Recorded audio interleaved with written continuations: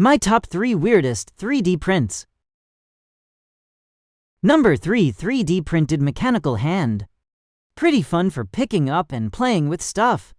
Definitely not the weirdest. But why would you need a 3D printed hand if you already need one to operate it? Number 2. 3D printed toilet paper holder.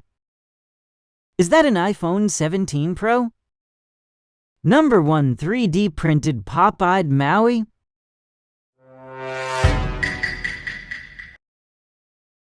Bro looks like he's had too much caffeine. 20 likes and I'll print a left hand to bully my 3D animals even more.